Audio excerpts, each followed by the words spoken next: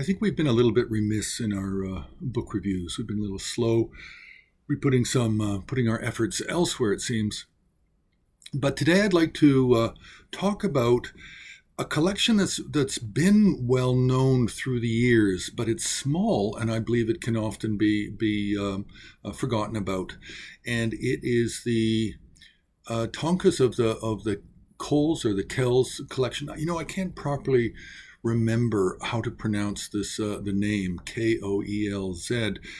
I remember John Ford once corrected me on that about 25 years ago as to how to properly pronounce it. So anyway, it's Tankas from the Koelz collection, and it is at the Museum of Anthropology, University of Michigan.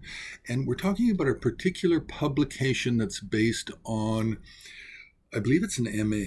It's an MA thesis, but also it's based on an exhibition that was held in Ann Arbor. And the person who wrote the MA and who put on the exhibition is Carolyn Copeland. And it was done in 1980. Now, this publication is really addressing the history of the collection and the history of Walter Norman Koelz and his trip to northern India, to Ladakh in 1933. Now, and what he did is he collected many, many things for the Museum of Anthropology, the University of Michigan. And one of the main things he collected was paintings. And he meticulously documents the monasteries and the villages where he acquired these paintings and what information he could gather about them. So really the wealth, the real worth of this publication from 1980 is this kind of historical documentation. Now, in the contents, we have list of figures, list of maps, preface, introduction. But then we have the actual history part, the Koelz expedition. And then we have a little bit of Ladakhi history, overall general history, and how it fits into Tibetan civilization, Tibetan culture overall. And then we talk about monasteries. Then we have Tanka construction, followed by Tanka iconography, followed by styles of Tanka painting.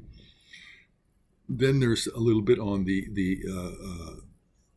exhibit itself, and then going into details of all of the different paintings that are on exhibit. Then it towards the end, it goes into Tankas that are from the collection, but not in the exhibition. Then there's some notes and a selected bibliography.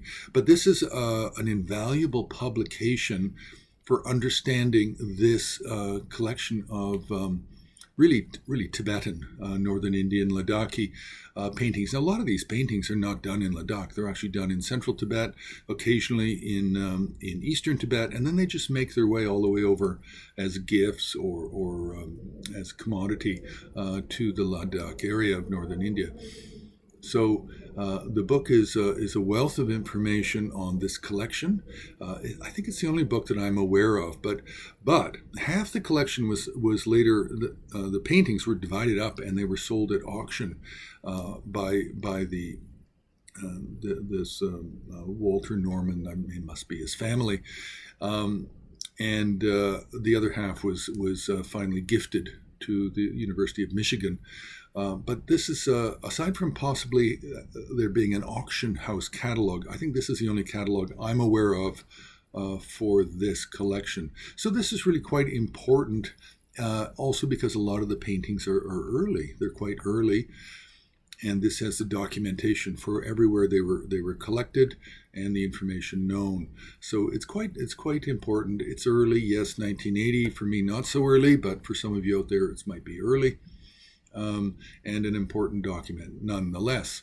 So you can press like, you can subscribe, you can join HAR on Patreon, and you can make a donation on the homepage of Himalayan Art Resources.